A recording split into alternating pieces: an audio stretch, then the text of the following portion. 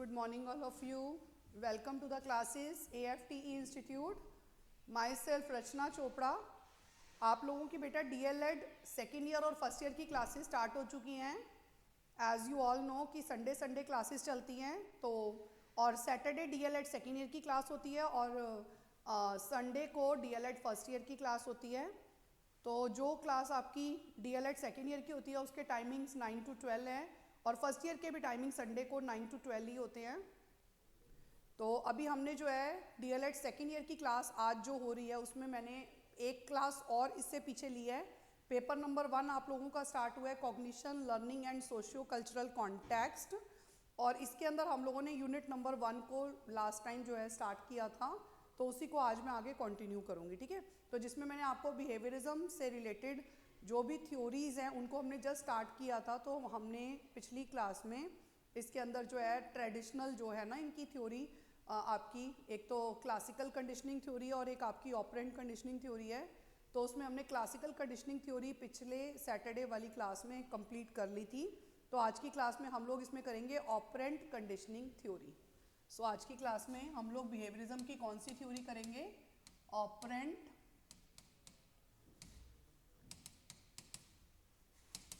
Conditioning की theory. इसे हिंदी में बोलते हैं सक्रिय अनुबंधन का सिद्धांत. सक्रिय अनुबंधन का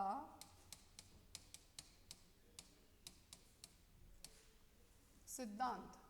सक्रिय अनुबंधन का सिद्धांत. ये theory American psychologist B.F. Skinner के द्वारा प्रतिपादित की गई. इन्होंने क्या बताया? इन्होंने ना एक टर्म दी थी रीइंफोर्समेंट. तो इनकी थ्योरी बेसिकली आप उसी टर्म पे बेस्ड है. An organism gives response due to reinforcement. इससे पिछली थ्योरी में हमने पढ़ा था कि gives response due to stimulus. इनकी थ्योरी में हम बात करते हैं रीइंफोर्समेंट की. पुनर्बलन. एक प्राणी पुनर्बलन के कारण अनुक्रिया करता है. एक प्राणी पुनर्बलन के कारण अनुक्रिया करता है.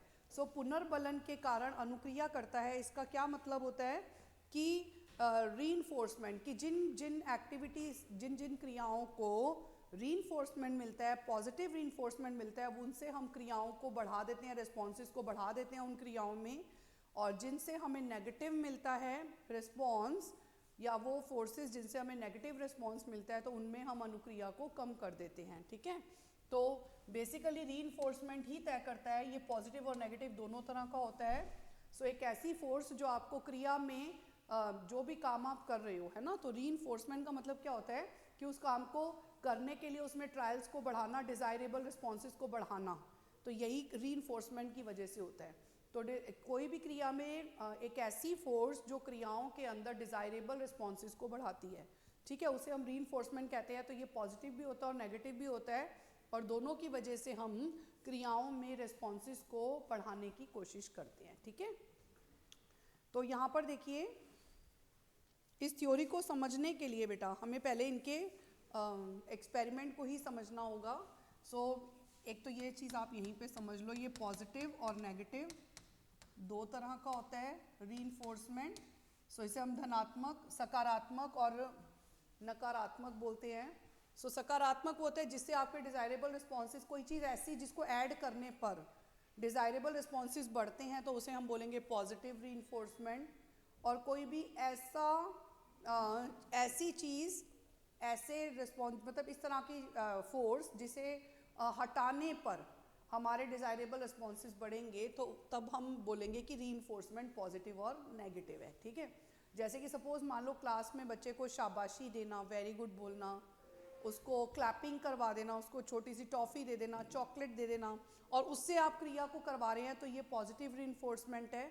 और अगर हम कोई चीज़ हटा देते हैं, हटाने का मतलब क्या है कि जैसे हमने कोई कंडीशन ऐसी लगाई कि आप रोज़ आप 10 घंटे पढ़ोगे, आज मैंने उसको बोला कि नहीं आज आप 5 घंटे ही पढ़ोगे, तब जब आप सारा कुछ याद कर लोगे। तो मैंने उसे वो जो 5 घंटे का रिलैक्सेशन दे दिया ना, मतलब 5 घंटे हटा दिए उसके, तो ये क्या है, नेगेटिव रीइंफोर्समेंट है, ठीक है। या उसको पनिशमेंट नहीं दी जाएगी कि अगर उसने आज की पढ़ाई खत्म कर ली तो ये चीज़ क्या है, नेगेटिव रीइंफोर्समेंट होता है। तो यहाँ पर आप पॉजिटिव और नेगेटिव रीइंफोर्समेंट से डिज़ायरेबल रिस्पॉन्सेज को बढ़ाने की कोशिश करते हैं, कोई चीज़ लगाने से और या फिर कोई चीज़ हटाने से, ठीक है। इन्होंने जो एक्सपेरिमेंट किया वो पिजन्स और रैट्स पर किया, चूहे और कबूतर, इनका एक्सपेरिमेंट क्या है वो भी देख लीजिए।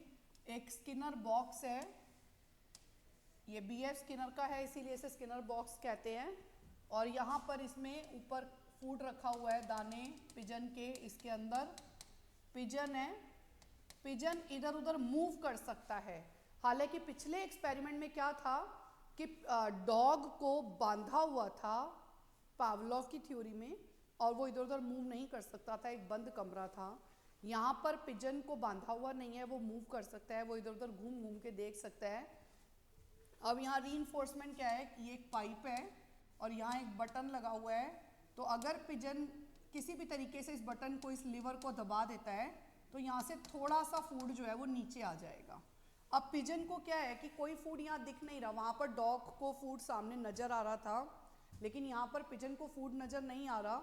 हाँ, लेकिन खुशबू कहीं से आ रही है कि कुछ है ऐसा जो वो खाता है। तो वो इधर उधर घूम घूम के देख रहा है सब जगह, कभी दीवारों पर अपनी चोंच मार रहा है, कभी इधर उधर चोंच मार रहा है। तो स्पॉन्टेनियसली वो, उसकी जो चोंच है वो इस लीवर से, मतलब लीवर पर लगती है तो लीवर दब जाता है, और जिससे कि थोड़ा सा फूड यहाँ पर आ जाता है। ये जो थोड़ा सा फूड नीचे है, इट्स कॉल्ड पॉजिटिव रीइंफोर्समेंट, और ये उसके डिज़ायरेबल रिस्पॉन्सेज को, यानी वो जो इधर उधर घूम रहा है वो और चीज़ को वो मतलब लर्न कर लेगा जल्दी। तो वो इस क्रिया को मतलब बार बार इधर उधर मूव करके वो दोबारा से वो जो सीड्स है उन्हें वो लेना चाहता है, ठीक है। तो उसने वो जो थोड़ा सा फूड लिया वो उसे क्या दे रहा है, मतलब उसे मोटिवेशन दे रहा है, ठीक है, रीइंफोर्समेंट दे रहा है, और वो अपने डिज़ायरेबल रिस्पॉन्सेज को और ज़्यादा बढ़ा देता है और जल्दी इस चीज़ को सीखने की कोशिश करता है कि ये दाने कहाँ से आ रहे हैं। तो आप यहाँ ये बता सकते हो, अ मोटिवेटेड लर्नर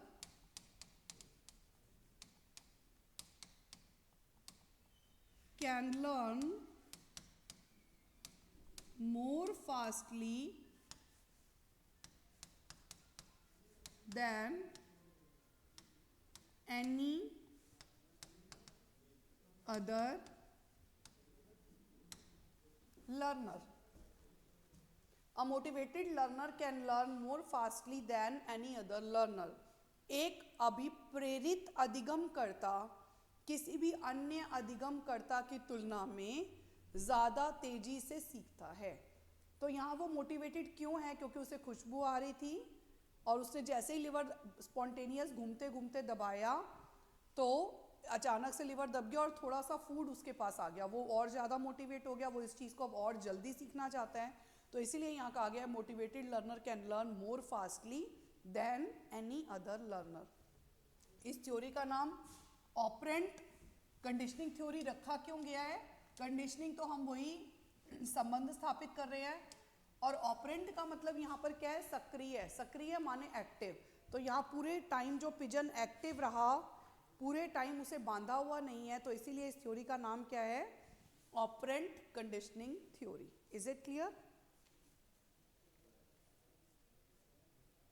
सो इसके अंदर भी आपके बाकी सब पॉइंट्स वही वाले होते हैं, जो कैरेक्टरिस्टिक्स थी, जो फैक्टर्स अफेक्टिंग थे, वो सारे मोस्टली वही पॉइंट्स होते हैं जो कंडीशनिंग की थ्योरीज में आते हैं, ठीक है।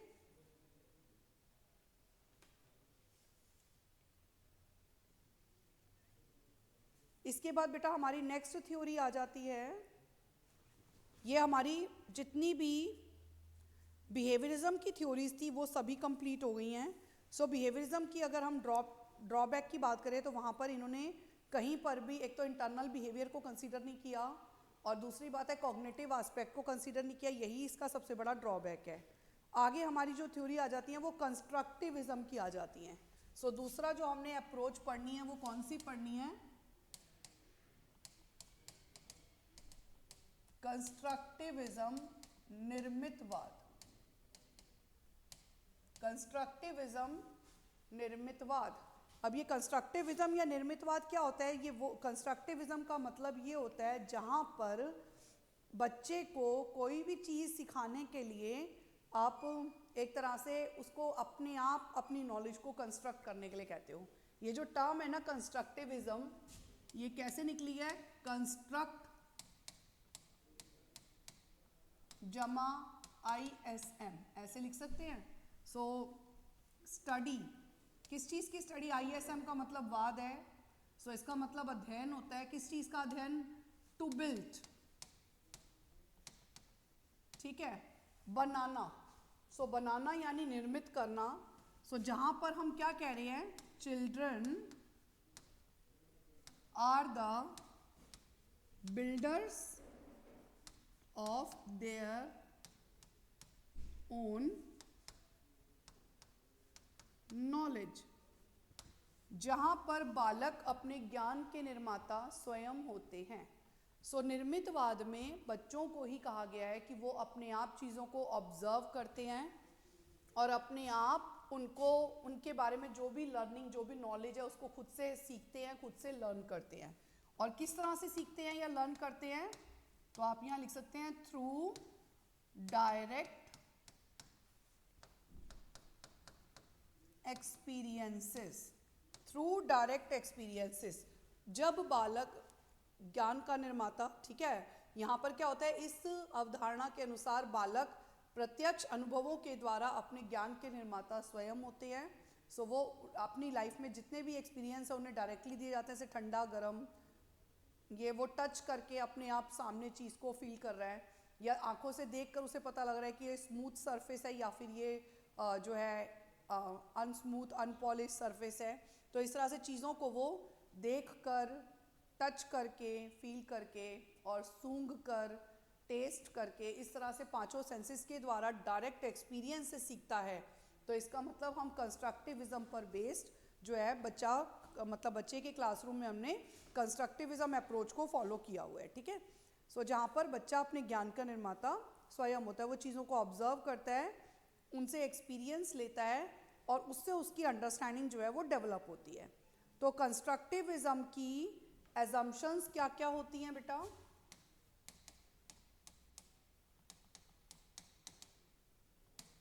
कंस्ट्रक्टिविज्म की एजम्पशंस क्या क्या हैं? तो इसकी एजम्पशंस क्या हैं? एक तो एक्टिव लर्निंग पर बेस्ड है ये, it is based on active learning. Active learning का मतलब सक्रिय अधिगम पर आधारित। सो एक्टिव लर्निंग पर बेस्ड है। एक तो ये कि यहाँ पर जो भी बच्चा कुछ सीखता है वो हमेशा एक्टिव रहता है, वो हमेशा चीज़ों को सीखने के लिए क्रियाओं में संलग्न रहता है, तो इसलिए इसे बोलते हैं एक्टिव लर्निंग। और यहाँ पर बच्चे सेल्फ रिप्रेजेंटेटिव होते हैं, यानी बालक अपनी क्रियाओं के को स्वयं प्रतिनिधित्व करते हैं। जो भी काम वो करते हैं उसे खुद से पूरी उसकी रिस्पॉन्सिबिलिटी लेते हैं, खुद से देखते हैं अपनी क्रियाओं को, खुद से सब चीज़ों को मैनेज करते हैं। तो ये चीज़, is it clear? English medium में बेटा ये जो कंस्ट्रक्टिविज्म है पेज नंबर 26 पर दिया हुआ है एजम्पशंस, और हिंदी मीडियम में आपकी 23 पेज पर दी हुई हैं, ठीक है। और यहाँ पर सब चीज़ों के लिए क्या कहा गया है? ओन एक्सपीरियंसेस यानी डायरेक्ट एक्सपीरियंसेस। यहाँ पर कोई भी चीज़ जो सीखी जाती है वो किसके थ्रू सीखी जाती है? थ्रू डायरेक्ट एक्सपीरियंसेस, ठीक है, प्रत्यक्ष अनुभवों के द्वारा सीखी जाती है। तो यही इसके अंदर एजम्पशन होती है। और यहाँ पर जो बच्चे होते हैं they are called as smart doers. यहाँ पर बच्चों को क्या कहा गया है? स्मार्ट ड्यूअर्स। स्मार्ट ड्यूअर्स का मतलब क्या होता है कि जो स्मार्टली क्रियाओं को करते हैं, जो अच्छे से अपने आप क्रियाओं को सोच समझ के करते हैं। तो इसलिए बच्चों को क्या कहा गया इस तरह के क्लासरूम में?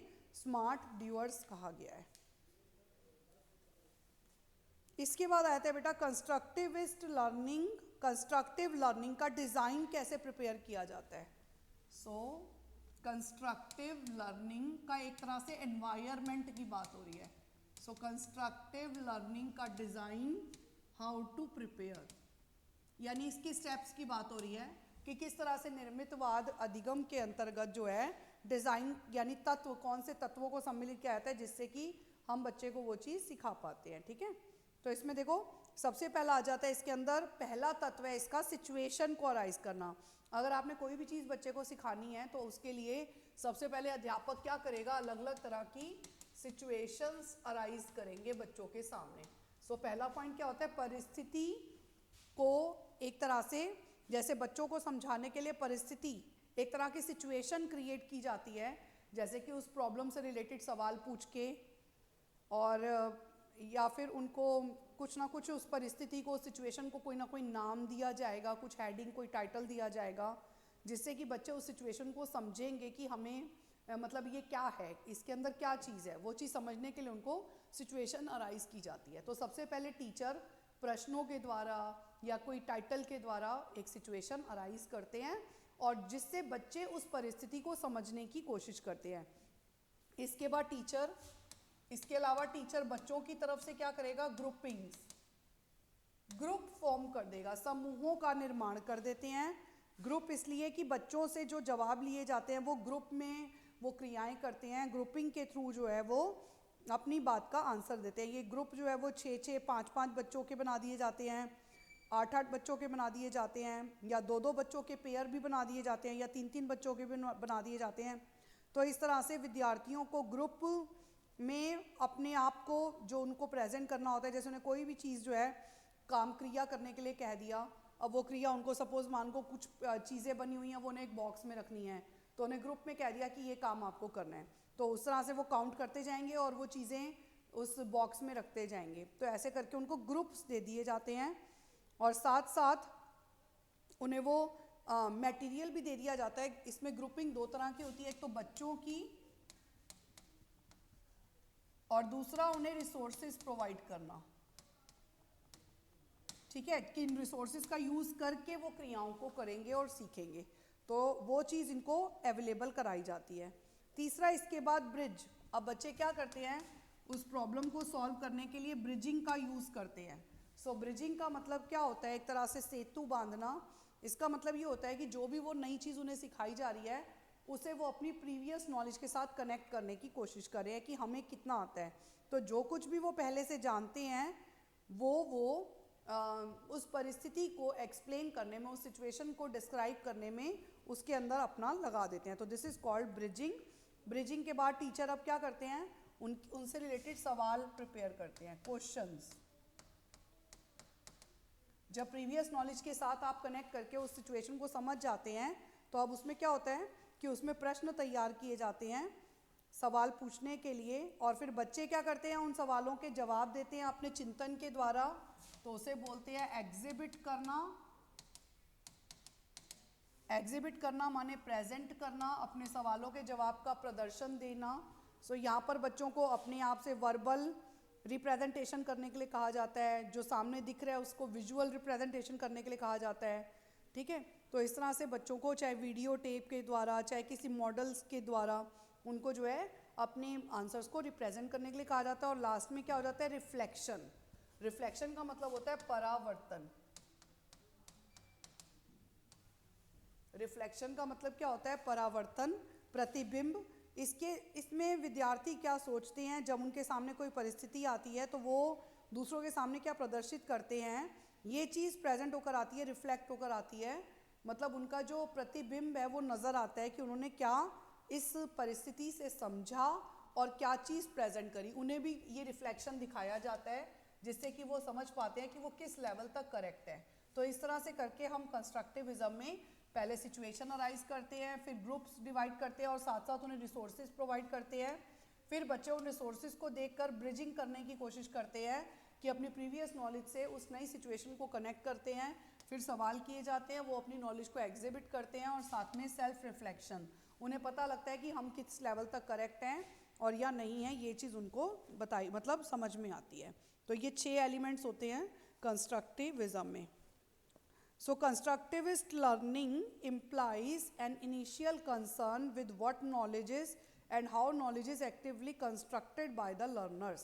So constructive learning का मतलब यही होता है कि ज्ञान क्या है और ज्ञान को कैसे एक्टिवली बनाया जा सकता है, यही चीज़ से रिलेटेड आपका मतलब क्या है और किस तरह से अधिगमकर्ता उसे सक्रिय रूप से मतलब अपने पास अर्जित करता है। तो यही ज्ञान कंस्ट्रक्टिविस्ट के अकॉर्डिंगली है, ठीक है।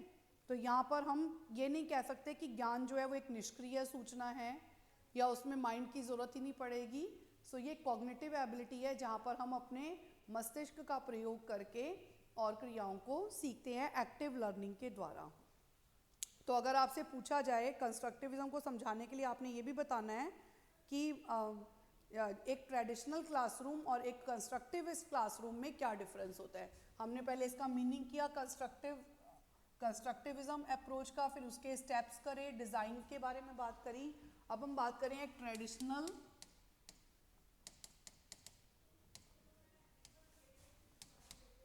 और एक कंस्ट्रक्टिविस्ट क्लासरूम। एक ट्रेडिशनल क्लासरूम और एक कंस्ट्रक्टिविस्ट क्लासरूम में क्या डिफरेंस होता है। सो एक ट्रेडिशनल क्लासरूम में किस चीज़ पर बल दिया जाता है कि सिर्फ बेसिक स्किल्स को कैसे डेवलप करना है, जबकि एक कंस्ट्रक्टिविस्ट क्लासरूम के अंदर बड़े बड़े कॉन्सेप्ट्स को डेवलप करने की कोशिश की जाती है, उन्हें पार्ट्स में डिवाइड करके और फिर बच्चे के सामने रखा जाता है। और आपका जो ट्रेडिशनल क्लासरूम होता है उसमें करिकुलम कैसा होता है, करिकुलम फिक्स्ड होता है, सब चीज़ें जितनी करानी है उतना ही रहेगा, स्ट्रिक्टली उसे अध्ययन किया जाएगा। जबकि जो आपका कंस्ट्रक्टिविस्ट क्लासरूम होता है वहाँ पर करिकुलम फ्लेक्सिबल होता है और जो बच्चों को जो है मतलब वैल्यूज़ के द्वारा इंटरेस्ट उनका क्रिएट करके प्रश्नों के द्वारा और उनमें आंसर्स उनके अंदर डेवलप किए जाते हैं। यहाँ पर सोर्स ऑफ इंफॉर्मेशन सेकेंडरी होता है क्योंकि प्रश्न उत्तर बच्चे याद कर रहे हैं, लेकिन इसके अंदर सोर्स ऑफ इंफॉर्मेशन प्राइमरी होता है क्योंकि बच्चा पहले डायरेक्ट एक्सपीरियंस ले रहा है, उसके बाद उस चीज़ को याद कर रहा है या सीख रहा है। तो यहाँ पर सोर्सेज प्राइमरी होते हैं। आपका ट्रेडिशनल क्लासरूम में रिपीटेशन ज़्यादा होता है और यहाँ जो आपका कंस्ट्रक्टिविस्ट क्लासरूम होता है उसमें इंटरेक्शन ज़्यादा होता है। क्लियर। इसके अलावा यहाँ पर आपका जो स्टूडेंट होता है, जो लर्नर होता है, that is passive recipient of the knowledge, मतलब उसको सिर्फ पैसिवली रिसीव करना होता है ज्ञान को। टीचर ने लेक्चर दिया, बच्चा सुनेगा और चला जाएगा। लेकिन कंस्ट्रक्टिविस्ट क्लासरूम के अंदर जो बच्चा होता है वो इंटरैक्टिव होता है ज़्यादा और वो चीज़ों को एक पैसिव रिसिपिएंट की तरह नहीं बल्कि एक एक्टिव लर्नर की तरह सीखता है और जानने की कोशिश करता है। और यहाँ पर टीचर का रोल कैसा होता है, एक ट्रेडिशनल क्लासरूम में टीचर का रोल डायरेक्टिव होता है, उसने जो बोल दिया वही बच्चों को करना है। जबकि आपका जो कंस्ट्रक्टिविस्ट क्लासरूम है वहाँ पर टीचर का रोल ज़्यादा इंटरैक्टिव होता है क्योंकि वहाँ इंटरेक्शन ही होता है ज़्यादा। तो इंटरैक्टिव रोल होता है वहाँ पर, बातचीत के द्वारा, डिस्कशंस के द्वारा हेल्दी और चीज़ों को बच्चों में डेवलप किया जाता है। यहाँ पर जो नॉलेज मिलती है ट्रेडिशनल क्लासरूम में वो बहुत ही पैसिव नॉलेज होती है, हो सकता है वो बच्चा जल्दी भूल जाए। लेकिन जो कंस्ट्रक्टिविस्ट क्लासरूम में लर्निंग होती है, जो सिखाया जाता है बच्चे को, वो नॉलेज बहुत ही डायनामिक होती है, प्रोडक्टिव होती है, जिसे बच्चा एक बार सीखने के बाद कभी भी भूलता नहीं है क्योंकि उसके साथ उसका डायरेक्ट एक्सपीरियंस भी कनेक्ट हो जाता है। इसके अलावा ट्रेडिशनल क्लासरूम में बच्चे को जो भी क्रियाएं करवाई जाती हैं, जो भी प्रश्न उत्तर सुने जाते हैं, जो भी कुछ उससे एग्ज़ाम्स लिए जाते हैं, वो सब वो अकेले करता है। लेकिन जो आपका कंस्ट्रक्टिविस्ट क्लासरूम है वो पूरा डायनामिक होता है और उसके अंदर क्रियाओं को ग्रुप्स में, समूहों में, हमने पढ़ा था ना ग्रुपिंग्स की जाती हैं, तो वहाँ पर बच्चों के ग्रुप्स बनाकर और बच्चों को क्रियाएं करवाई जाती हैं। इसके अलावा आ जाता है characteristics of constructivism. Characteristics of constructivism. एक कंस्ट्रक्टिव क्लासरूम, एक निर्मितवादी कक्षा की विशेषताएं क्या क्या होती हैं। तो उसमें पहली विशेषता होती है लर्निंग इज कंस्ट्रक्टेड। उसके अंदर अधिगम को कंस्ट्रक्ट किया जाता है, लर्निंग को कंस्ट्रक्ट किया जाता है, अपने आप बनाया जाता है। कंस्ट्रक्टिव इस क्लासरूम में बच्चे स्मार्ट ड्यूअर्स हैं और लर्निंग को हमेशा, नई लर्निंग को कभी भी लर्न नहीं किया जाएगा बल्कि उसे बनाया जाएगा, उसके लिए डायरेक्ट एक्सपीरियंस लिया जाएगा, फिर शब्द अपने आप बच्चे को जो जो दिख रहा है वो अपने आप से फ्रेम करेगा। तो ये चीज़ इसके अंदर होती है। दूसरा, इसमें लर्निंग एक्टिव होती है पूरे टाइम। सो एक्टिव का मतलब क्या होता है,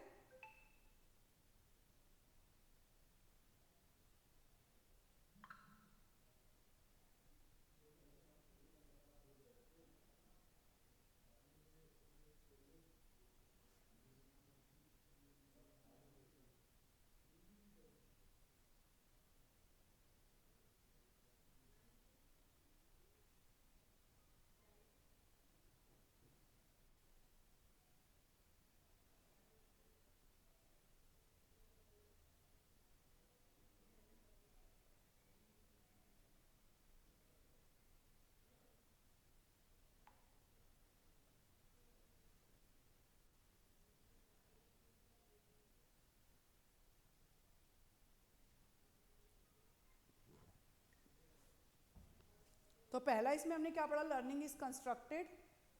दूसरा इसमें क्या आ जाता है, लर्निंग इज एक्टिव। सो इसमें पूरे समय जो लर्निंग होती है वो एक्टिव रहती है। लर्नर एक्टिव होता है, वो क्रियाओं को सीखने के लिए पूरे टाइम पैसिव रिसिपिएंट की तरह क्लास में चुपचाप बैठकर पैसिव लिसनर की तरह चीज़ों को नहीं सुनता, बल्कि एक एक्टिव लर्निंग के द्वारा सीखता है। तीसरा आ जाता है लर्निंग इज रिफ्लेक्टिव। इसमें लर्निंग क्या होती है, रिफ्लेक्टिव होती है। रिफ्लेक्टिव का मतलब अपने ओन एक्सपीरियंसेस के थ्रू आपको एक प्रतिबिंब नजर आता है कि आपने क्या सीखा। आपको अपने आप से पता लगता है कि आपको समझ आया कि नहीं आया। तो ओन रिफ्लेक्शन इसके अंदर मिलता है। जब हम क्रियाओं को करते हैं, खुद से सीखते हैं, तो उसका हमें ओन रिफ्लेक्शन मिलता है। इसके अलावा कोलैबोरेटिव लर्निंग। कोलैबोरेटिव लर्निंग का मतलब क्या होता है, इसमें जो भी कुछ बच्चे सीखते हैं वो कोलैबोरेशन में सीखते हैं, यानी ग्रुप्स में सीखते हैं। उनको जो भी क्रियाएं करवाई जाती हैं वो ग्रुप्स में कराई जाती हैं, कोलैबोरेशन के द्वारा उनको सीखने को मिलता है। इसके अलावा लर्निंग इज इंक्वायरी बेस्ड। इसमें लर्निंग इंक्वायरी बेस्ड होती है। इंक्वायरी बेस्ड का मतलब क्या होता है कि वो जांच पर आधारित होती है, ठीक है। तो इसके अलावा लर्निंग इज इवॉल्विंग। लर्निंग इसमें खोजबीन पर आधारित होती है, इवॉल्विंग नेचर की होती है। तो ये भी चीज़ यहाँ पर आती है। Is it clear? अब नेक्स्ट आगे आ जाता है आपका यूजेस ऑफ कंस्ट्रक्टिविज्म, यानी इंपॉर्टेंस ऑफ कंस्ट्रक्टिविज्म। अगर हम इसकी बात कर रहे हैं बार बार कंस्ट्रक्टिविज्म की, तो इसकी क्या इंपॉर्टेंस है? तो इसकी क्या इंपॉर्टेंस है कंस्ट्रक्टिविज्म की? सबसे पहला, इस तरह से जो बच्चे सीखते हैं अपने आप अपने ज्ञान का निर्माण करके, डायरेक्ट एक्सपीरियंसेस के थ्रू, एक्टिव लर्निंग के थ्रू जब बच्चे सीखते हैं तो इसका मतलब उनके पास ज़्यादा नॉलेज आती है as compared to normal learner. तो इस तरह से बच्चे ज़्यादा सीखते हैं। एक तो पहला बेनिफिट ये होता है। दूसरा, ये जो अप्रोच है ये अपने आप में चाइल्ड सेंटर्ड अप्रोच है। तो इस तरह की अप्रोच में बच्चे को रटना नहीं पड़ता, बल्कि रटने की बजाय उसकी थिंकिंग जो प्रोसेस है वो वर्क करता है और बच्चा एक्टिवली अंडरस्टैंडिंग के थ्रू सीखता है। और इस तरह से लिया गया ज्ञान, उसमें ट्रांसफरेबिलिटी होती है। सो आप एक सिचुएशन में कोई भी चीज़ सीख रहे हो जिसको आपने खुद से कंस्ट्रक्ट किया है, उसे आप और सिचुएशंस में भी अप्लाई कर सकते हो। तो इसमें ट्रांसफरेबिलिटी होती है। चौथा पॉइंट, ऑनरशिप ऑफ लर्निंग, यानी आपने जो कुछ सीखा उसके मालिक कह सकते हैं कि आप खुद होते हो, आपके पास उसका स्वामित्व होता है।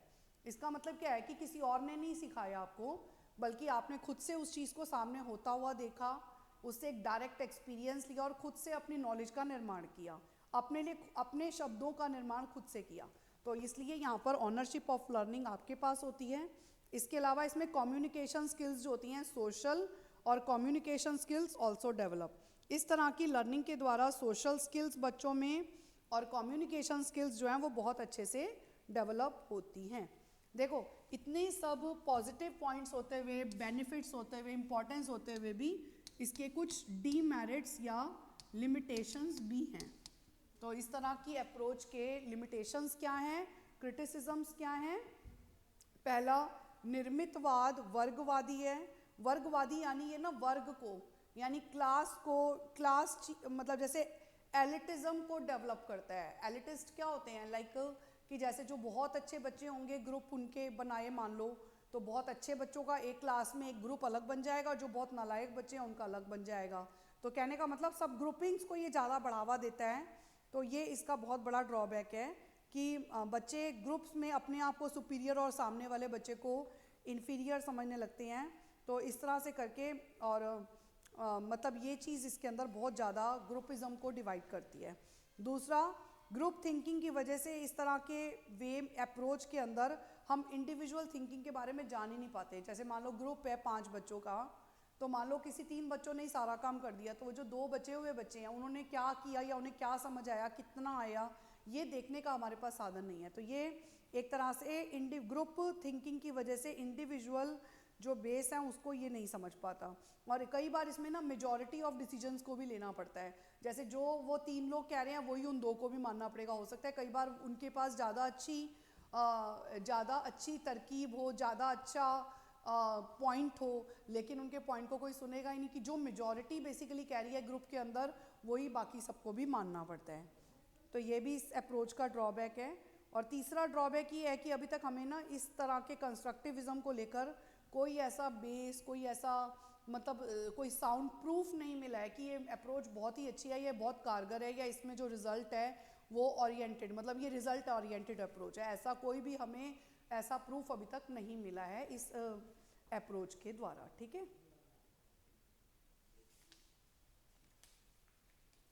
इसके बाद बेटा आपकी ये कंस्ट्रक्टिविज्म की थ्योरी थी। अब एक थ्योरी मैं आपको कहूंगी कि आपने खुद से करनी है, क्योंकि आपने वो फर्स्ट ईयर में भी पढ़ी हुई है, पियाजेस कॉग्निटिव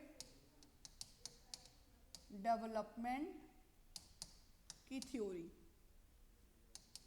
ये थ्योरी आप खुद से करेंगे, कॉग्निटिव डेवलपमेंट की थ्योरी, संज्ञानात्मक विकास का सिद्धांत पियाजे का। तो ये थ्योरी आपने खुद से करनी है, ठीक है।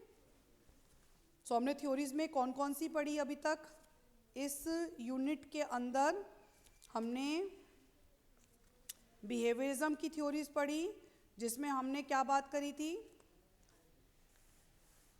बिहेवियरिज्म के अंदर हमने क्या पढ़ा था कि व्यवहारवाद, और उसके अंदर हमने थ्योरी पढ़ी थी एक क्लासिकल कंडीशनिंग थ्योरी, एक आपकी ऑपरेंट कंडीशनिंग थ्योरी, पावलोव और स्किनर की थ्योरी पढ़ी, और फिर हमने कंस्ट्रक्टिविज्म पढ़ा, और उसके बाद आपने पियाजे की कॉग्निटिव डेवलपमेंट की थ्योरी पढ़नी है। इसके बाद आती है वाइगॉट्स्की की theory of learning. Next theory हमारी कौन सी आ जाती है? वाइगॉट्स्की की socio cultural theory of learning development. तो ये आपकी थ्योरी का नाम है। सो वाइगॉट्स्की का सामाजिक सांस्कृतिक सिद्धांत, ठीक है। तो इन्होंने इसमें क्या कहा है, जो वाइगॉट्स्की हैं वो कहते हैं कि बच्चों को खेल के द्वारा और लर्निंग डेवलप की जा सकती है। इनका मानना है कि जो समाज है और सोसाइटी है, अगर हम उससे सेपरेट कर दें तो बच्चे को नहीं सिखाया जा सकता। तो बच्चे को अगर सिखाना है तो कोई भी चीज़ उसको समाज के संपर्क में आने से ही सीखने को मिलेगी। कल्चर की बहुत ही इंपॉर्टेंट भूमिका होती है। इन्होंने ना 3 चीज़ों को बहुत ज़्यादा इंपॉर्टेंट माना है। एक सोसाइटी, नाम से ही पता लग रहा है, कल्चर, और तीसरा लैंग्वेज, भाषा की भूमिका। तो समाज की भूमिका, संस्कृति की भूमिका और भाषा की भूमिका। तो ये जो भूमिका होती है ये बहुत ज़्यादा इंपॉर्टेंट होती है बच्चों को कोई भी चीज़ सीखने और सिखाने के लिए। सो वाइगॉट्स्की का जो सिद्धांत है वो किस चीज़ पर फोकस करता है कि एक तो इन्होंने 3 तरह की लर्निंग को भी अपनी थ्योरी में डिस्क्राइब की है। 3 तरह की लर्निंग कौन सी बताई है इन्होंने? एक इमिटेशन लर्निंग की बात करी है। इमिटेशन लर्निंग का मतलब क्या होता है कि जहाँ पर बच्चा नकल के द्वारा कोई चीज़ सीख रहा है तो दूसरे को करता हुआ देखेगा और उस तरह से, जैसे मम्मी पापा किस तरह से क्रियाओं को करते हैं तो बच्चा भी उस तरह से सीखेगा और करेगा। दूसरा, इंस्ट्रक्टेड लर्निंग में इंस्ट्रक्शन दी जाती है। इंस्ट्रक्शन कैसे दी जाती है कि जैसे आपको टीचर ने बताया, क्लास में सिखाया, तो वो आपकी इंस्ट्रक्शन लर्निंग होती है, ठीक है। तो इमिटेशन में बच्चे का पॉइंट ऑफ व्यू आ गया कि बच्चा नकल कर रहा है और सीख रहा है, और इंस्ट्रक्टेड लर्निंग में अध्यापक की भूमिका आ गई कि जिस तरह से अध्यापक इंस्ट्रक्शन दे रहा है, ठीक है। तो एक लर्निंग वो हो गई जो बच्चे के पॉइंट ऑफ व्यू से है, चाइल्ड सेंटर्ड, तो इसलिए उसे हम क्या बोल रहे हैं? इमिटेशन लर्निंग, नकल द्वारा अधिगम। और दूसरा हो गया टीचर सेंटर्ड, जिसे हम इंस्ट्रक्टेड लर्निंग बोलते हैं। और एक और होती है जो इन दोनों के अलावा होती है, जिसमें बच्चे को ग्रुप्स में सिखाया जाता है, उसे हम बोलते हैं कोलैबोरेटिव लर्निंग, जहाँ पर बच्चों के ग्रुप्स बना दिए जाते हैं और उन ग्रुप्स के द्वारा बच्चे चीज़ों को सीखते हैं। तो ऐसी लर्निंग को क्या बोलते हैं? कोलैबोरेटिव लर्निंग, ठीक है। तो इन्होंने कितनी तरह की लर्निंग की भी बात करी है। पहली बात, इन्होंने सोसाइटी का रोल, कल्चर का रोल और लैंग्वेज, भाषा का रोल जो है वो सीखने सिखाने के लिए बहुत ही इंपॉर्टेंट माना है। दूसरी बात, इन्होंने 3 तरह की लर्निंग की बात करी है। पहला, इमिटेशन लर्निंग जो चाइल्ड सेंटर्ड लर्निंग है। दूसरा, इंस्ट्रक्टेड लर्निंग जो टीचर सेंटर्ड है। और तीसरा, कोलैबोरेटिव लर्निंग जिसमें बच्चे ग्रुप्स में एक दूसरे से सीखते हैं, तो उसे हम बोलते हैं कोलैबोरेटिव लर्निंग, जिसे हम हिंदी में सहकारी अधिगम भी कहते हैं। पहले वाले को अनुदेशित अधिगम, दूसरे वाले को इसे बोलते हैं अनुकरण के द्वारा अधिगम।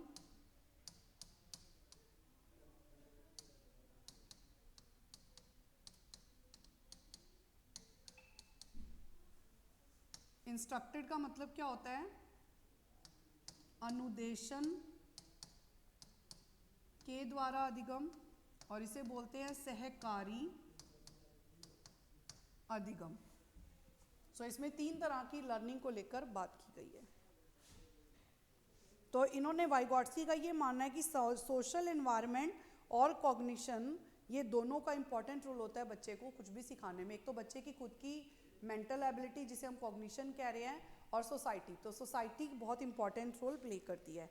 इसके अलावा वाइगॉट्स्की ने ZPD का कॉन्सेप्ट भी दिया। सो ZPD का कॉन्सेप्ट क्या है वो भी मैं आपको बता देती हूँ। ZPD का कॉन्सेप्ट दिया जिसे बोलते हैं zone of proximal development. Zone of proximal development. So zone of proximal development क्या होता है बेटा, एक एग्जांपल से समझेंगे। इन्होंने एक टर्म और बताई है, वो मैं पहले बता देती हूँ, स्कैफोल्डिंग, और एक बताई है MKO, मोर नॉलेजेबल अदर्स, अधिक ज्ञान योग्य। ये 2 टर्म्स और इन्होंने बताई हैं अपनी थ्योरी में।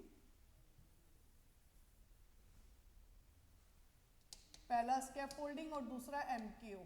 सो स्कैफोल्डिंग का मतलब क्या होता है, स्कैफोल्डिंग में हम स्कैफोल्डिंग का मतलब होता है हिंट और क्लू।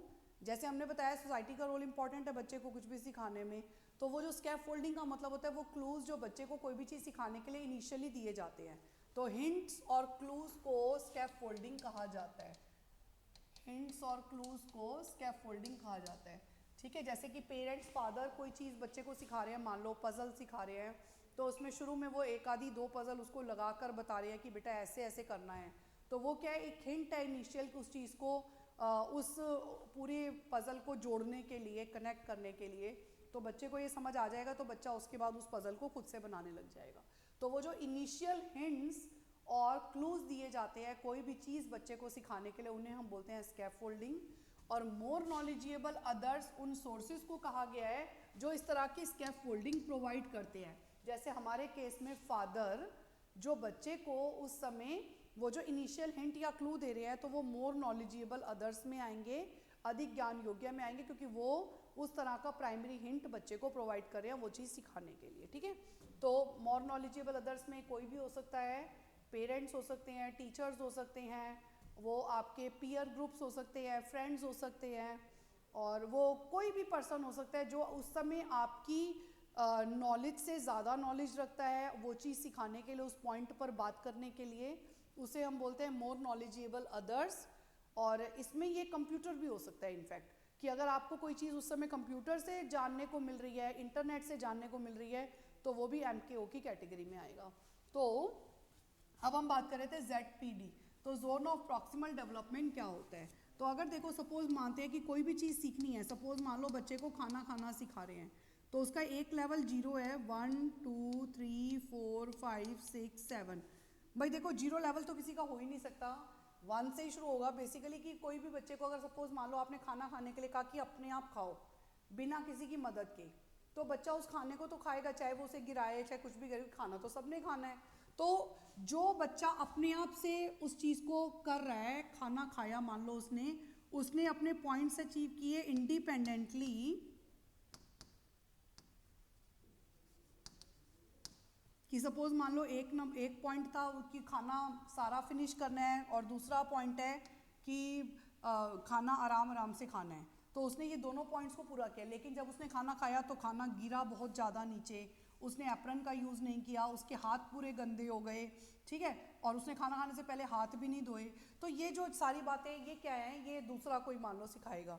तो उसने 2 पॉइंट्स तो अचीव कर लिए इंडिपेंडेंटली, जितना उसे समझ में आ रहा था उसने खाना खा लिया और धीरे धीरे खा भी लिया, ठीक है। लेकिन उसके ऊपर के जो पॉइंट्स हैं वो पॉइंट्स उसको अचीव करने के लिए सपोज मान लो किसी ने उसे मदद करी, पेरेंट्स ने उसे मदद करी, ठीक है, तो वो पहले वो 0 से 2 पॉइंट पर पहुंचता, लेकिन जब उसे हेल्प मिली, हेल्प माने स्कैफोल्डिंग, ये जो इनिशियल हिंट्स और क्लूज मिलते हैं, तो वो जो प्राइमरी हेल्प मिली तो उसने वो जो पॉइंट था वो 0 से 7 को अचीव कर लिया, ठीक है। तो ये क्या हो गया, स्कैफोल्डिंग के द्वारा अचीव किया, तो उसने अपना हायर लेवल अचीव कर लिया। इसमें ना ZPD zone of proximal development क्या होता है वो तो मैं बाद में बताऊंगी। इसके पहले 2 लेवल्स होते हैं, एक होता है लोअर लेवल, निम्न स्तर, और एक होता है अपर लेवल, उच्च स्तर। तो जो निम्न स्तर होता है ना, वो यही वाला है कि जब बच्चा किसी क्रिया को स्वयं इंडिपेंडेंटली करता है बिना किसी की मदद के, तो वो इसका मतलब उसका लोअर लेवल अचीव करता है। और अगर बच्चा उसी क्रिया को किसी की मदद से, स्कैफोल्डिंग से, जब उसके ज़्यादा पॉइंट्स अचीव करता है, तो वो उसका कौन सा लेवल है? अपर लेवल है। अब लोअर लेवल क्या है? 0 से 2। लोअर लेवल क्या है? 0, 1 और 2। और अपर लेवल क्या है? 0, 1, 2, 3, 4, 5, 6 और 7। अगर उसकी किसी ने मदद कर दी तो उसने वो 2-3 लेवल तो अचीव किए, लेकिन साथ में उसने 7 तक लेवल्स अचीव कर लिए, तो वो अपर लेवल पर आ गया। ठीक है। तो जो ZPD होता है, ZPD क्या होता है? ZPD is the difference between upper level and lower level. So ये difference between upper level and lower level होता है, यानी कि अपर लेवल और लोअर लेवल इन दोनों को अगर हम माइनस कर देते हैं तो पॉइंट्स बचेंगे खाली कौन से? हमारे 3, 4, 5, 6, 7। ये पॉइंट्स बचेंगे 3, 4, 5, 6, 7। और ये वो लेवल है जो बच्चे ने सिर्फ और सिर्फ दूसरे की मदद से अचीव किया, जिसे बच्चा अकेले अचीव ना कर पाता। तो that is called as zone of proximal development. यानी कि ये वो डेवलपमेंट का लेवल है जो बच्चे ने सिर्फ और सिर्फ किसी की मदद से अचीव किया, जो वो अकेले कभी भी अचीव ना कर पाता। तो हमें बच्चे के उसी लेवल को अचीव करवाना है, चाहे हम उसको स्कैफोल्डिंग प्रोवाइड करें, प्राइमरी कोई हेल्प दें, इनिशियल उसको कुछ क्लूज, हिंट्स दें उस क्रिया को करने के लिए। तो अपर लेवल मतलब बच्चे का जो है ना, ये जो डिफरेंस लेवल है, ये मतलब कहा जाता है ZPD। इसे हम ZPD का नाम देते हैं, zone of proximal development. Is it okay? I hope so ये चीज़ समझ आ जाएगी आपको। ZPD का कॉन्सेप्ट इन्होंने दिया है अपनी थ्योरी में। ये हमारा बेटा थ्योरीज ऑलमोस्ट सारी कवर हो गई जो मैंने आपको करवाई हैं। जीन पियाजे की थ्योरी हो गई, और आपकी BF स्किनर की थ्योरी हो गई, कंस्ट्रक्टिविज्म की हो गई, कॉग्निटिव डेवलपमेंट आपने खुद करना है, पियाजे की थ्योरी, और उसके बाद वाइगॉट्स्की की थ्योरी हो गई। ठीक है। अब इसके बाद मैं आपको करवा रही हूँ tools and symbols in the development. Tools and symbols क्या होते हैं? विकास में टूल्स और सिंबल्स का क्या योगदान होता है बच्चे के विकास में? सो अगला सवाल हमारा आया था, विकास में यंत्र और चिन्ह क्या होते हैं?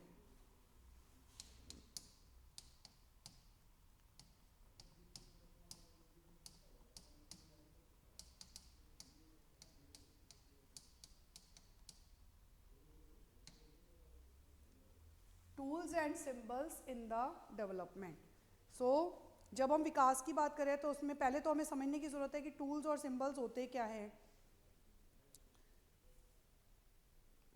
पहली बात तो ये समझ लीजिए कि टूल्स होते हैं ना, वो बाहर की चीज़ें होती हैं, आउटवर्ड वाले होते हैं, और जो साइंस और सिंबल्स होते हैं वो इंटरनल होते हैं।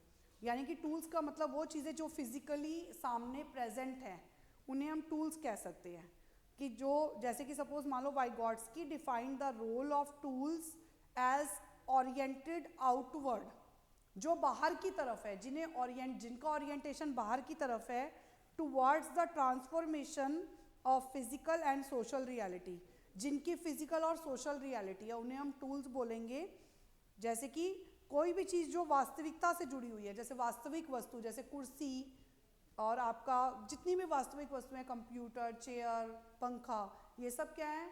इनसे रिलेटेड जो टूल्स होंगे वो क्या होंगे? आपके मतलब जो एक्सटर्नली आपको नजर आते हैं, वो चीज़ आपके टूल्स। और साइंस और सिंबल्स क्या होते हैं? वो इंटरनल होते हैं, ओरिएंटेड इनवर्ड होते हैं, towards the self regulation of conduct. जब भी आप टूल्स को देखते हो, सॉरी साइंस एंड सिंबल्स को देखते हो, तो बेसिकली उसका उस रियल थिंग के साथ कोई कनेक्शन नहीं है।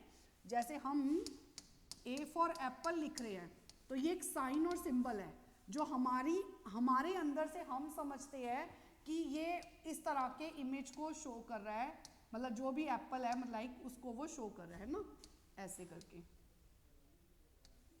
ठीक है, तो वो एप्पल को शो कर रहा है। तो ये मतलब ये आप कह सकते हो टूल्स है, क्योंकि इसका फिजिकल फीचर हो गया। और ठीक है ना। और साइंस एंड सिंबल्स क्या हो गए आपके, लाइक जैसे हम एप्पल लिख रहे हैं तो हम इसे एप्पल क्यों कह रहे हैं, तो ये इंटरनली हम उसको देख रहे हैं, या इंटरनली हम उसके साइंस और सिंबल्स के थ्रू हम उस लैंग्वेज में, इंग्लिश में ए फॉर एप्पल, एप्पल ही कहते हैं, हिंदी में हम उसे सेब भी कहते हैं। तो ये जो होते हैं साइंस और सिंबल्स जो इंटरनली रेगुलेट करते हैं आपको। तो वाइगॉट्स्की ने बताया कि अगर हम बच्चे को लर्निंग करानी है तो एक तो उसे वो चीज़ दिखाते हैं हम बाहर से, जैसे एप्पल दिखा रहे हैं हम उसको, अब मान लो फ्रूट्स बताने हैं तो फ्रूट्स में हम उसे एप्पल दिखा रहे हैं, पियर दिखा रहे हैं, बनाना दिखा रहे हैं, ये सब क्या हो गए उनके, मतलब उनसे रिलेटेड हम उसका इमेज दिखा रहे हैं, ये सब टूल्स हो गए। लेकिन अगर हम उसके साइंस और सिंबल्स को दिखा रहे हैं, तो जैसे ए फॉर एप्पल मैंने लिख कर बताया, हम वो चीज़ समझा रहे हैं राइटिंग के थ्रू, तो ये आपके साइंस और सिंबल्स हो जाते हैं।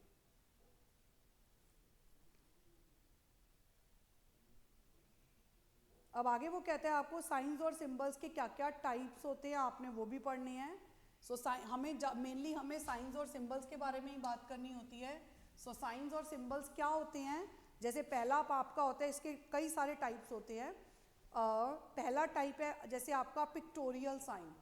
पिक्टोरियल साइन होते हैं जो पिक्चर्स के द्वारा, पिक्टोरियल साइन क्या होते हैं, साइंस एंड सिंबल्स। सो पहला साइन क्या होता है, पिक्टोरियल, पिक्चर्स के द्वारा, जिसमें इमेजेस बनी हुई होती हैं, छोटे छोटे आइकन्स के अंदर इमेजेस बनी हुई होती है, जो आपको जैसे ब्रश पेंट का इमेज होता है तो उसमें इमेज कंप्यूटर के अंदर, तो वो आपको बताता है कि ये इसके अंदर आप जो है इसी का काम करते हैं, आपको देखने से पता लग जाता है। तो ये पिक्टोरियल साइंस होते हैं, वो बिल्कुल वही चीज़ से रिजेंबल करते हैं जो चीज़ उसके अंदर होती है, ठीक है, तो उन्हें पिक्टोरियल साइन कहते हैं। ऐसे वर्बल साइंस होते हैं, वर्बल साइंस होते हैं लाइक लिख कर उसी चीज़ के बारे में सिंबल और साइन को शो करना, तो उसे हम बोलते हैं वर्बल साइंस। ऐसे ही ग्राफिक साइंस होते हैं तीसरे, जो ग्राफिक साइन होते हैं उसमें ग्राफ बना हुआ होता है, ठीक है, जैसे इमेज बना हुआ होता है लाइक ये इस तरह से करके, तो ये क्या हो गया, ग्राफ के द्वारा उसी चीज़ को बताना, सो उन्हें हम बोलते हैं ग्राफिक साइंस। सो इस तरह से आपके साइंस जो होते हैं बेटा वो तीन तरह के होते हैं, पिक्टोरियल साइन में पिक्चर्स के द्वारा, और वर्बल साइंस में वर्ब लिख कर उसी चीज़ को, और ग्राफिक माने उसका ग्राफ, उसका मतलब एक तरह से एक शेप सी देकर और ग्राफ देकर, और फिर हम उसको बता रहे हैं, तो ये आपका ग्राफिक साइन हो जाता है। तो साइंस तीन तरह के होते हैं। इसके अलावा वो आपको यहाँ पर एक और चीज़ बता रहे हैं, assumptions for the perception of symbols. इसके लिए एजम्पशंस क्या क्या होती हैं, assumptions for the perception of symbols. अगर आपको साइंस और सिंबल्स को परसीविंग कराया जाए, परसीविंग करना मतलब उनके अर्थ को समझना, तो उनके अर्थ को समझते समय हमें कौन कौन सी एजम्पशंस को फॉलो करने की ज़रूरत होती है। तो पहला पॉइंट होता इसमें आ जाता है कि आपको ये समझने की ज़रूरत है कि हर साइन और हर सिंबल का एक स्पेसिफिक मैसेज होता है, कि जितने भी आप साइंस और सिंबल्स पढ़ रहे हो तो वो एक स्पेसिफिक मैसेज दे रहे हैं। अगर आपको साइंस और सिंबल्स की अंडरस्टैंडिंग को डेवलप करना है तो उसके लिए सबसे पहले आपको उसके स्पेसिफिक मैसेज को समझना पड़ेगा जो हर साइन और सिंबल देता है, तभी आप उसकी परसीविंग कर सकते हैं, पहला पॉइंट। दूसरा, कई बार ऐसा भी होता है कि एक जो सिंबल होता है वो कई तरह के आपको मैसेजेस देता है, तो आपको ये भी पता होना चाहिए many times one symbol gives more than one messages, तो आप वो कौन कौन से हैं वो पता होने चाहिए। और तीसरा पॉइंट आपका इसमें ये आ जाता है कि जो ऑडियंस होती हैं वो उन संकेतों से अर्थ मतलब समझे, मीनिंग को समझने की कोशिश करे या मीनिंग को समझे, तभी वो उस चीज़ को अच्छे से समझ पाएंगे। क्लियर? तो इसके तीन ये एजम्पशंस, अगर आपको सिंबल्स को ध्यान से समझना है तो उसके लिए तीन एजम्पशंस को फॉलो करना ज़रूरी होता है कि पहले हमें उनके स्पेसिफिक मैसेज को समझने की ज़रूरत है। दूसरा, कई बार एक मैसेज के बहुत सारे मतलब बहुत सारे मीनिंग्स होते हैं, हमें उन्हें भी समझने की ज़रूरत है। और ऑडियंस को ये चीज़ें पता हो कि हाँ, हर साइन और सिंबल के स्पेसिफिक मैसेज होते हैं जिनको समझे बिना आप इसकी परसीविंग नहीं कर सकते। तो ये एजम्पशंस इसके साथ चलती हैं। इसके बाद बेटा हमारा अगला क्वेश्चन आ जाता है बेसिक कॉग्निटिव प्रोसेसेस। बेसिक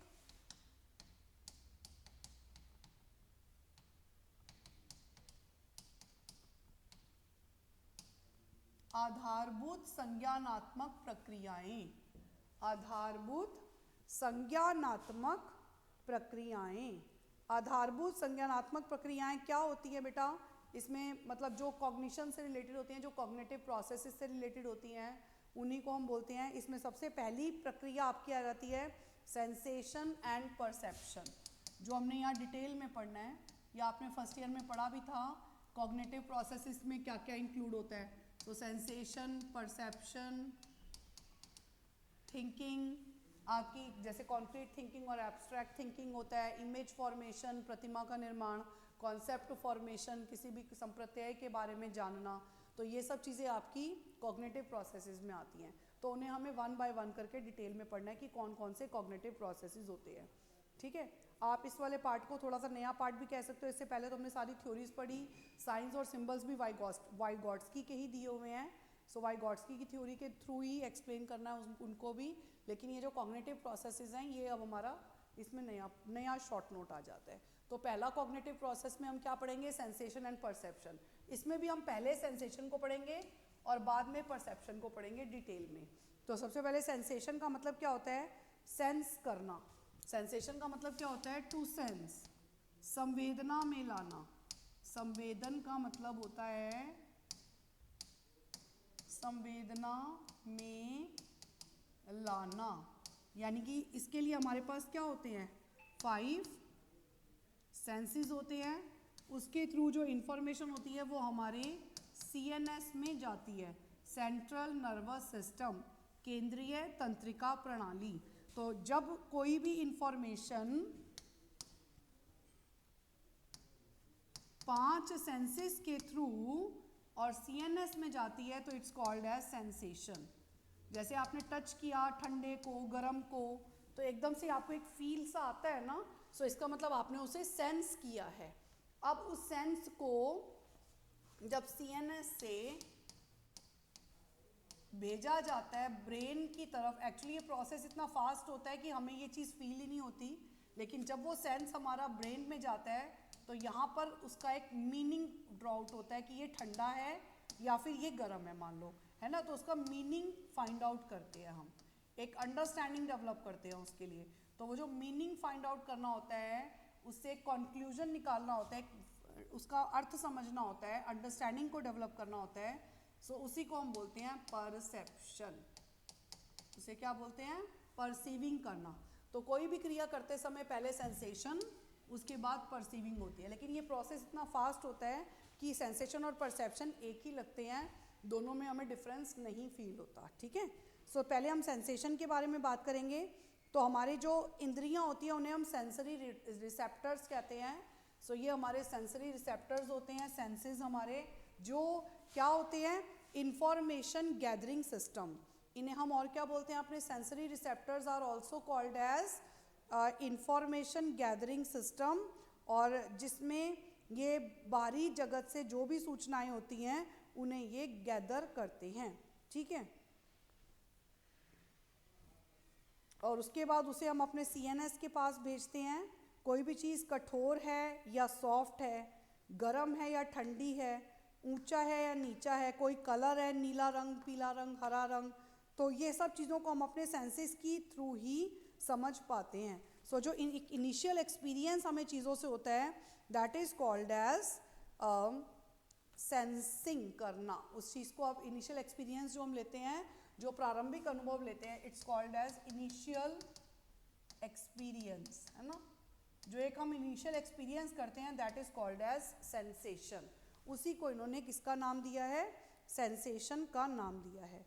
अब लेकिन इसमें भी कुछ लिमिटेशंस होती हैं, वो हमें यहाँ समझने की ज़रूरत है। Functional limitations of sense organs, हमें इसके नीचे क्या समझना है? इन्हीं की, सेंस ऑर्गन्स की फंक्शनल लिमिटेशंस। फंक्शनल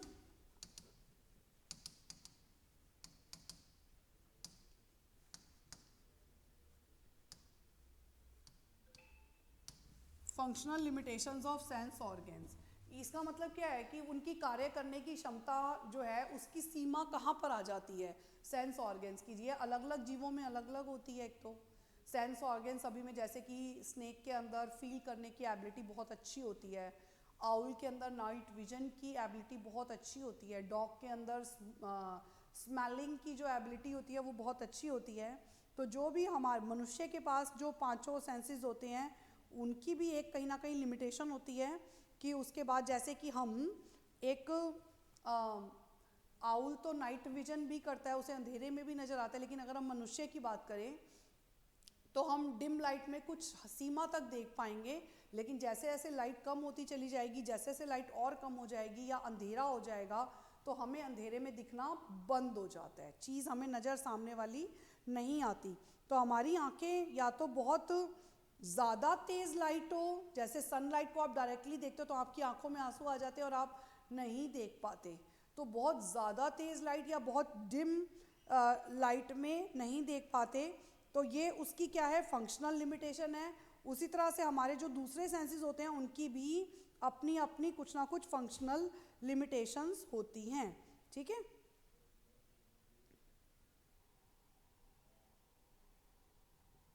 सो उनकी स्टडी ही इसके अंदर की जाती है, सेंसरी सिस्टम के अंदर उनकी स्टडी की जाती है। इन्होंने इस चीज़ को ऐसे बताया है, एब्सोल्यूट थ्रेशहोल्ड के थ्रू समझाया है कि इसको नापने के लिए हम किसका यूज़ कर रहे हैं, एब्सोल्यूट थ्रेशहोल्ड का यूज़ कर रहे हैं। जैसे सपोज मान लो पानी का एक गिलास है, उसमें आपने 1 चम्मच चीनी डाली तो आपको उसमें उतना मिठास का अनुभव फील नहीं होगा, लेकिन आप मतलब अगर आप मान लो एक एक कण मिलाते रहोगे तो शायद उसमें मीठापन ना जाए, लेकिन अगर 1 चम्मच चीनी डाल देंगे तो उसमें मीठापन फील होने लग जाएगा, मिठास का अनुभव करेंगे। तो ये क्या होता है उसके अंदर एब्सोल्यूट थ्रेशहोल्ड, कि जिस समय आपको उसका स्वाद फील होता है, ठीक है।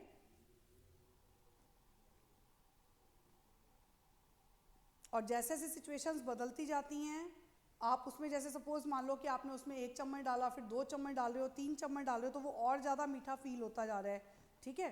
तो ये जो चीज़ है ये उसमें क्या होगा, एब्सोल्यूट थ्रेशहोल्ड होगा।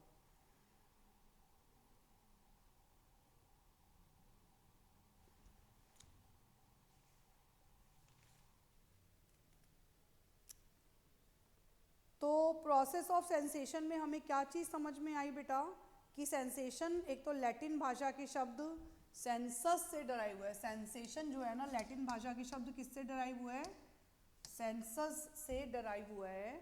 और सेंसस का मतलब क्या होता है बेटा, सेंसस का मतलब होता है सेंस, यानी हमारे वो जो 5 इंद्रियां हैं उनके बारे में कहा गया है। तो sensation is the stimulation of sensory receptors. तो जब सेंसेशन की हम बात करते हैं तो इसका मतलब क्या होता है कि हमारे जो सेंसरी रिसेप्टर्स हैं, यानी 5 सेंसेस हैं, इनका स्टिमुलेट होना, एकदम से एक्टिव हो जाना किसी भी क्रिया के प्रति, तो उत्तेजित होना, और उसके बाद and the transmission of sensory information to the CNS। उसके बाद जो वो इंफॉर्मेशन है उसे हम कहाँ तक भेजेंगे, CNS तक भेजेंगे।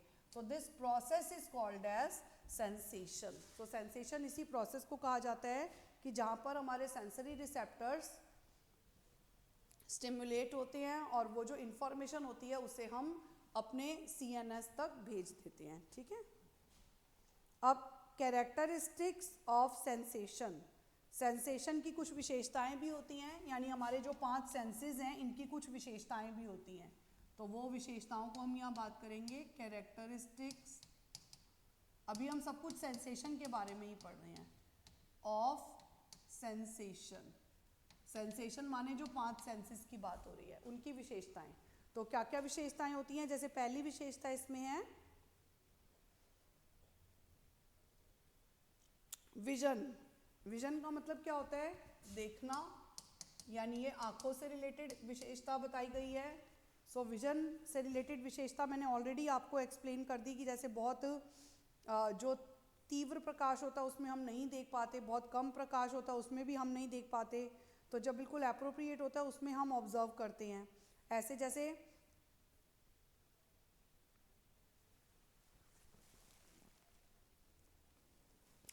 क्वालिटी के बारे में अगर हमें किसी भी चीज़ की जानना है तो क्वालिटी को जानने के लिए हम उसकी कुछ विशेषताओं को अध्ययन करेंगे। किसी भी वस्तु की क्वालिटी के बारे में जानना है तो हम उसकी विशेषताओं का अध्ययन करते हैं, गुणों का अध्ययन करते हैं।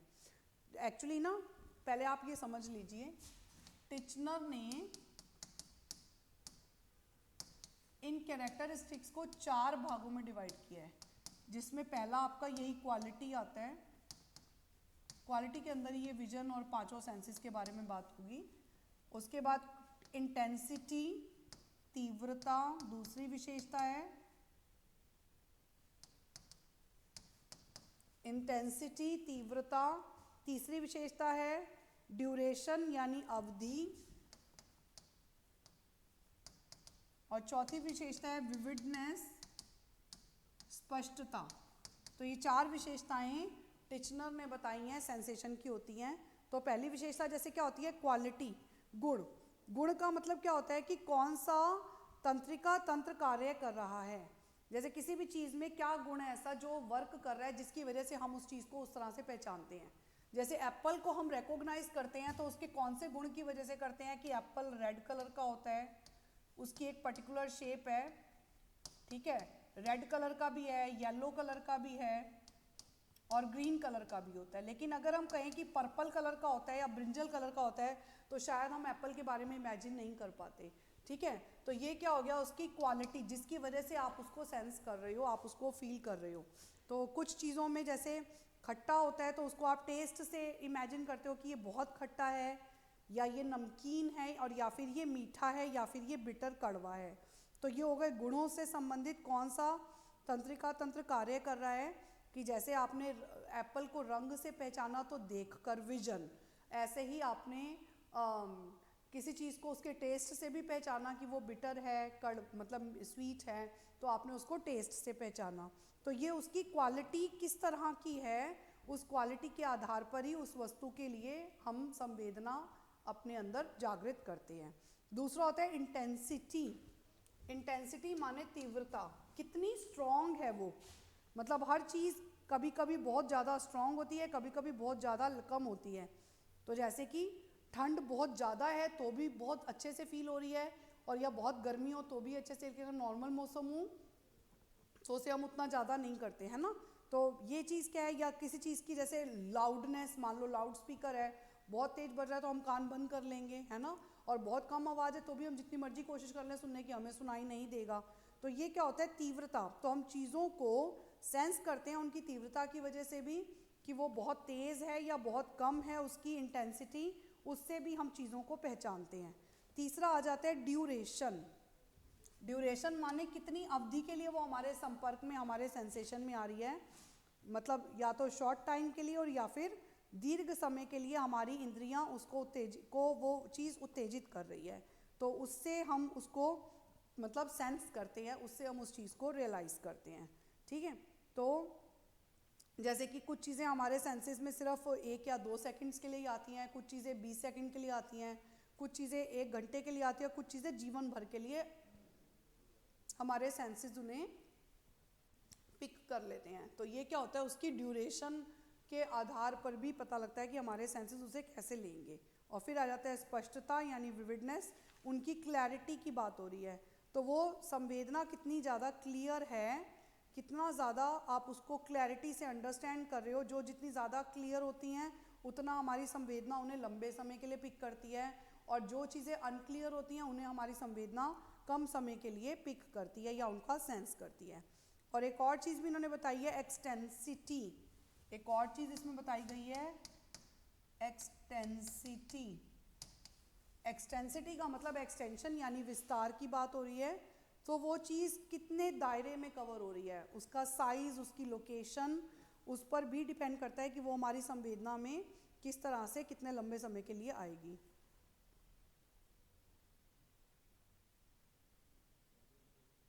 जैसे आपने किसी चीज़ को सिर्फ एक फिंगर से टच किया तो आप उस चीज़ को कितना रियलाइज़ करोगे। आप अपने पूरे हाथ से उस चीज़ को टच कर रहे हो तो फिर आपको वो चीज़ कितनी ज़्यादा अच्छे से सेंस फील हो रहा है उसका।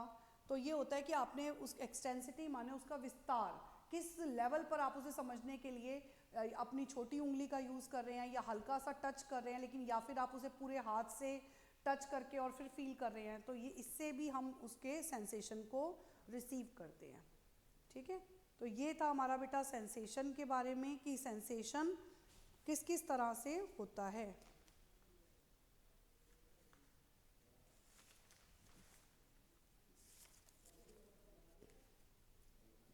अब सेंसेशन के लिए ना एक और चीज़ उन्होंने बताई है कि अटेंशन भी होता है, तो इसमें तीसरा आपका जो क्वेश्चन आ जाता है वो अटेंशन से रिलेटेड आएगा, अवधान। अभी हमने ना परसेप्शन नहीं किया इसके अंदर, अभी हमने सेंसेशन ही किया है सारा। परसेप्शन का क्वेश्चन आपका आगे दिया हुआ है, उससे पहले अभी सेंसेशन से ही रिलेटेड जैसे अटेंशन भी होता है, अटेंशन के आगे टाइप्स आएंगे, सस्टेन्ड अटेंशन, और आपका एक और अटेंशन भी होता है फोकस्ड अटेंशन, वो क्या क्या होते हैं, तो वो सब चीज़ें भी अभी इसी में आपको पढ़नी है। तो अगला पार्ट जो हमारा आ जाता है वो क्या आ जाता है, अटेंशन। इसके साथ हमें अगला शॉर्ट नोट अटेंशन यानी अवधान पर पढ़ना है। अवधान का मतलब होता है ध्यान केंद्रित करने की क्षमता या योग्यता। किसी एक चीज़ पर आप कितने समय तक ध्यान केंद्रित कर सकते हैं, उसी को ध्यान लगाने को अवधान कहते हैं। The process through which certain stimuli are selected from a group of others is generally called as attention। जैसे कि मम्मा कमरे में आई, आपके लिए दूध का ग्लास रखा, पर आप पढ़ रहे हो तो आपका ध्यान सिर्फ और सिर्फ अपनी पढ़ाई में है, तो आपको बाकी कोई भी चीज़ आपने सिलेक्ट नहीं करी, सिर्फ से सिर्फ उस समय अपनी पढ़ाई को सिलेक्ट किया हुआ है। तो कोई भी और चीज़ आपके सराउंडिंग में हो रही है लेकिन आप उन चीज़ों पर ध्यान नहीं दे रहे हैं, सिर्फ अपनी उस चीज़ को जिसको आपने सिलेक्ट किया उस समय कि मैंने ये चीज़ करनी है या मैंने ये काम करना है, मैंने पढ़ाई करनी है, आप उसको सिलेक्ट किया है, तो वो आपका क्या होता है, अटेंशन होता है। सो अटेंशन का मतलब होता है the process through which certain stimuli are selected from a group of others, जिसमें आप किसी एक स्टिमुलाई को सिलेक्ट करते हो और बाकी दूसरों की तुलना में, तो this is called as attention. The consciousness towards an object is called as attention. मतलब एक चीज़ के लिए आपकी जो कॉन्शियसनेस है, आपका जो चेतना है, आपका जो चेतन मन है, आपकी जो स्पष्ट जागृति है, उसी को हम आपका अवधान या आपकी अटेंशन बोलते हैं। अब इस अटेंशन की भी कुछ अब आपको शॉर्ट नोट अटेंशन पे आएगा तो आप उसका मीनिंग बताएंगे, फिर उसके बाद उसकी कैरेक्टरिस्टिक्स बता सकते हैं, क्या क्या विशेषताएं होती हैं अटेंशन में। तो पहली विशेषता इसमें सिलेक्टिविटी होती है। सिलेक्टिविटी का मतलब क्या होता है कि चयन करना, कि हमेशा अटेंशन में एक सिलेक्टिविटी पाई जाएगी कि आप सब चीज़ों पर एक साथ ध्यान नहीं दे सकते, आप एक या दो चीज़ें अपने लिए सिलेक्ट करते हो और फिर आप उन्हीं को ही अच्छे से करते हो, उन्हीं पर आप अपना पूरा ध्यान केंद्रित करते हो। तो इसलिए हमेशा अटेंशन में क्या पाया जाता है, सिलेक्टिविटी। सिलेक्टिविटी का मतलब चयन। सो चयन पाया जाता है कि आप एक साथ बहुत सारी चीज़ों पर ध्यान नहीं दे सकते। दूसरा आ जाता है इसमें अलर्टनेस होती है, कि जिस समय आप उस चीज़ पर ध्यान दे रहे हो यानी आप पूरी तरह से अलर्ट हो, आप पूरी तरह से एक्टिव हो, आप कहीं और कुछ और कर ही नहीं रहे, जागरूक होते हैं। तो ध्यान एक ऐसी प्रक्रिया माना जाता है जिसमें अनुक्रिया के लिए पूर्व समायोजन होता है। आप फिजिकली, मेंटली, इमोशनली, सोशली हर तरह से उस चीज़ पर पूरी तरह से केंद्रित होते हैं, पूरी तरह से उस चीज़ के साथ जुड़े हुए होते हैं, तो उसमें आपकी एक अलर्टनेस नज़र आती है। तीसरी विशेषता अटेंशन की होती है कंसंट्रेशन। तीसरी विशेषता इसमें क्या होती है, जागरूकता। कंसंट्रेशन का मतलब क्या है, जागरूकता होती है, मतलब एक एकाग्रता होती है, सॉरी। सो एकाग्रता का मतलब क्या है कि पूरा ध्यान सिर्फ एक चीज़ पर केंद्रित करना, लगाना, बजाय दूसरी चीज़ों के, तो इसमें एकाग्रता होती है। चौथा इसमें सर्च होता है। सर्च का मतलब खोज। खोज होती है इसके अंदर एक, कि आप मतलब बहुत सारी चीज़ें हैं आपके सामने और आपने उसमें से पहले एक को सिलेक्ट किया, अब उसको पढ़ने के लिए आप उसमें कोई चीज़ों को जानने के लिए कुछ कुछ कोशिशें कर रहे हैं, तो एक खोज की परिस्थिति हमेशा बनी रहेगी। आप उसमें कुछ जानने की कोशिश हमेशा करते रहेंगे, तो उसमें कुछ खोजते रहेंगे। तो अटेंशन क्यों लगाई हुई है किसी एक चीज़ पर, क्योंकि आप उसे जानना चाह रहे हो, आप उसके बारे में नए ज्ञान को खोजना चाह रहे हो, तो वो चीज़ खोजना। फिर आ जाता है इंक्लूजन ऑफ एफर्ट्स। अगला पॉइंट क्या आ जाता है, inclusion of efforts. Inclusion of efforts का मतलब क्या होता है, प्रयास का समावेश। प्रयास का समावेश क्या होता है कि इसके अंदर एफर्ट्स को भी सम्मिलित किया जाता है, कि एफर्ट्स माने फिजिकल एफर्ट्स और मेंटल एफर्ट्स दोनों करने होते हैं, दोनों प्रकार की शक्तियों को लगाया जाता है। जब आप किसी चीज़ पर ध्यान देते हैं तो आप उसमें अपने पूरे पूरे एफर्ट्स देते हैं। जैसे अगर हम फिजिकल और मेंटल एफर्ट ना दे पाएँ तो हम उस क्रिया को अच्छे से नहीं कर पाएंगे। जैसे सपोज मान लो पढ़ते पढ़ते हम थक गए हैं, तो थकने के बाद हमारी पढ़ाई का जो आउटपुट है वो कम होने लग जाता है। तो ये चीज़ क्या है, मतलब एफर्ट्स के साथ ही पढ़ाई हो सकती है। तो थोड़ी देर के बाद हमें रेस्ट करना पड़ता है, उसके बाद हम फिर दोबारा से पढ़ने लग जाते हैं। तो इसके अंदर क्या होता है, हमेशा इंक्लूजन ऑफ एफर्ट्स, एफर्ट के बिना काम पूरा नहीं हो सकता। इसके अलावा इसमें फोकस होता है। फोकस का मतलब पूरा ध्यान आपका सिर्फ और सिर्फ उस समय अपनी पढ़ाई पर है, किसी और चीज़ पर नहीं है। तो अवधान इसमें एक ही चीज़ पर केंद्रित होगा, फोकस का एक फोकल पॉइंट होगा, सिर्फ उसी पर आप केंद्रित होते हैं। फिर इसके अलावा इसमें पर्पसिवनेस होती है,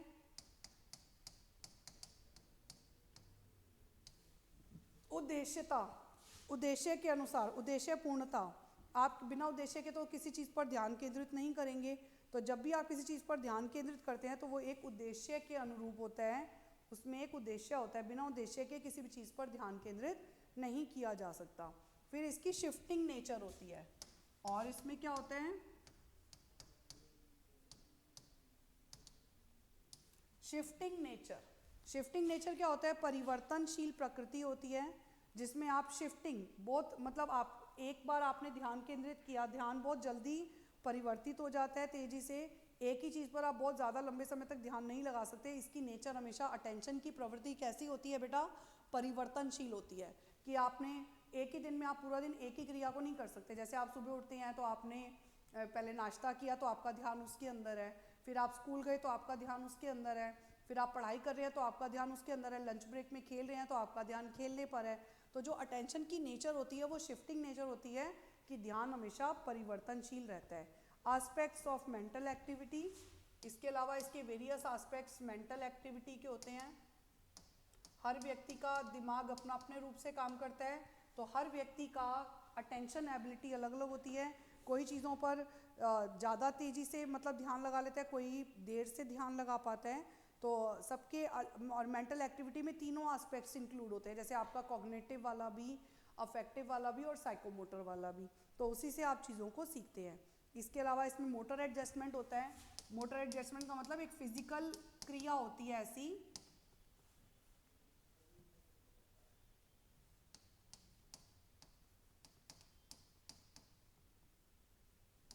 मोटर एडजस्टमेंट होता है, एक फिजिकल क्रिया होती है कि जो आपको ध्यान देनी होती है।